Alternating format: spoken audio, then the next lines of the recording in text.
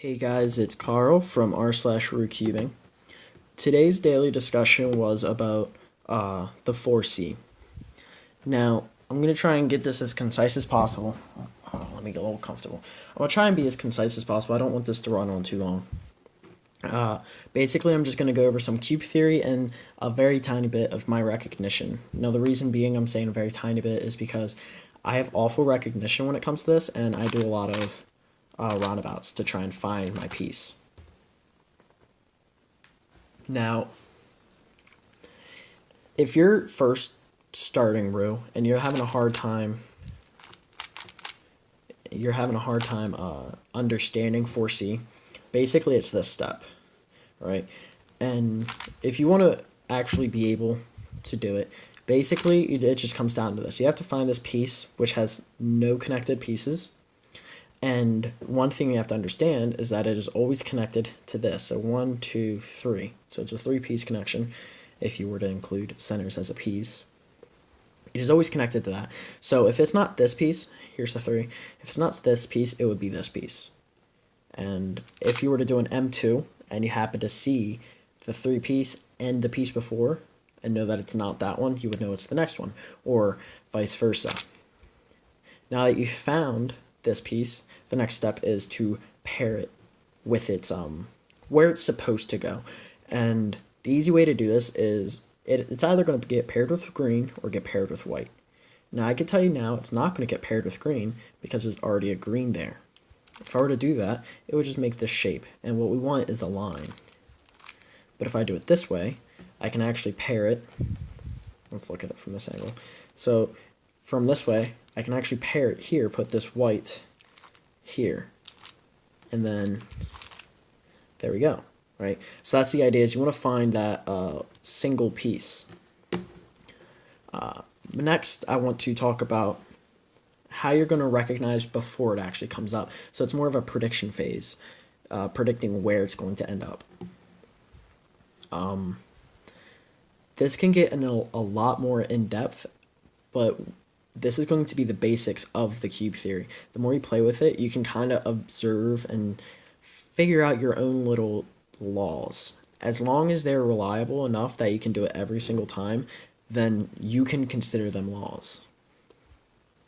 The way we're going to play around with this is we're just going to take out a piece like this, like that. So it's going to be M prime, U2, M prime. Now, we'll do this back. Here's our single. But here is where we want to assume from. So here are our edges, our ULR edges. They're here, ready to be inserted. Here is what you're going to be looking at. So the basic cube theory, it's super simple to understand actually, is it's one of these 4 pieces. These are all the pieces that it can be. It cannot be these because these are going to be here, right? So that's not part of our middle layer or middle slice. So it's one of these 4 pieces, not these 2. Next, we have to figure out which one it is. Now, the simple pieces that we can knock off the list is this edge, because it's connected to the center. And the reason this center matters is because M2 doesn't separate them, so it stays together, right? So those will always stay together. Same goes for this, right? So these are going to stay together no matter what. So if I pull it here, and then pull it here, it stays together. Next, that means it's one of these 2. Now, I'm going to tell you now it's definitely that one. The reason being is because I'm going to do an M2 to insert these, and that pairs this one up, which means it can't be that one. Oh, sorry about that. I didn't think of the whole recording part.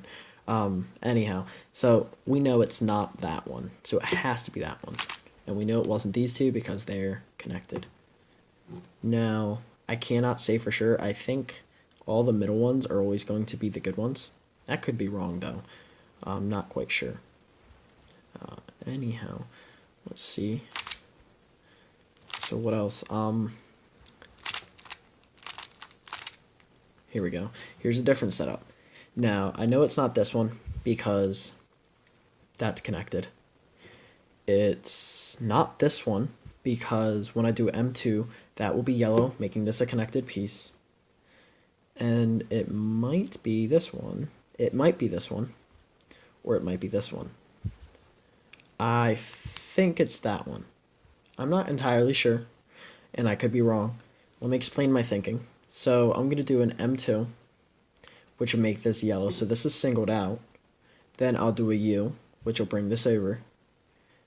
But so it can't be that one because when I do M2, that will become blue. So it can't be that one. See, M2, and it'll go that way. So that pairs up, so it has to be that one.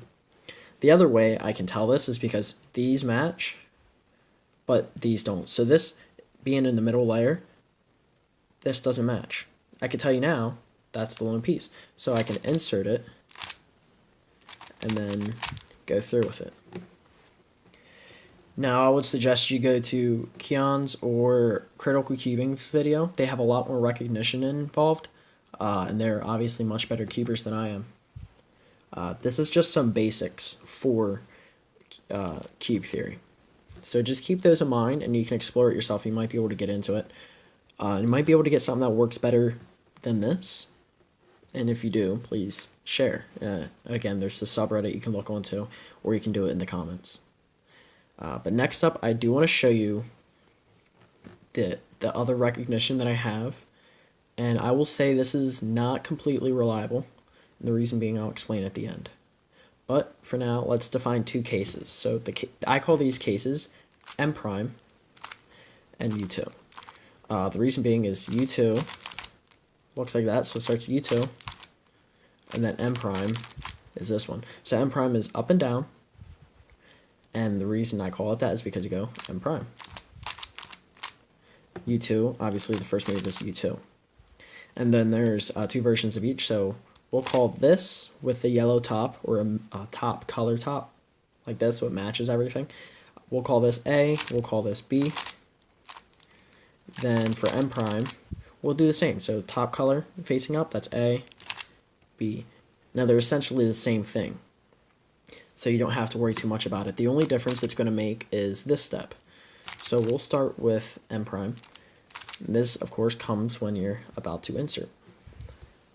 Now, the difference here from earlier we had a white here and a white here, or maybe even like in an L formation. But this one, they're across from each other. Right? So that's our first step to know that this is not a cycle case. This is going to be either M prime, U2, a skip, or a dots case. Right? Now the way you tell the difference is between M2 and U prime is which way there's going to be three connected. Which way does that go? If it is horizontal like this, then it is always going to be an M prime. No matter what. So even for a B case, so here's B like that, horizontal. Here's A, horizontal. The only difference is what colors are where. But there will always be three pieces connected that are horizontal, and that will always be a M prime case. Now next is U2. So we'll start with A and take our edges out. Now this is vertical. So before we had horizontal, and that meant a M prime case, or was it M prime? Yeah, it was M prime. And now I don't have this completely memorized, so I do mess up sometimes with it. But M prime is horizontal, U2 is vertical. Now you'll see when I put these down, it goes like this. Now, you could get deeper. I don't have a set recognition for this, however. But from here, try to figure out what defines this as an A or B. You're only going to need a definition between A and B, or a recognition, not definition. You're only going to need recognition between A and B for U2. The reason being is from here, you could do, if I knew this is a A, I could do a U prime instead of a U. So these would be backwards. Then U2, and then you can solve from there. Or M2, I meant. But here, so it kind of just comes down to where things come out. And I guess you could always just do a cancel, can't you? Yeah, you can always just do a cancel. So if you're here, and if it's vertical, you could just cancel out, put it the wrong way, and do it like that. That'll save you a move. However, this does not completely help when it comes to dots, because I cannot tell the difference between these cases, personally.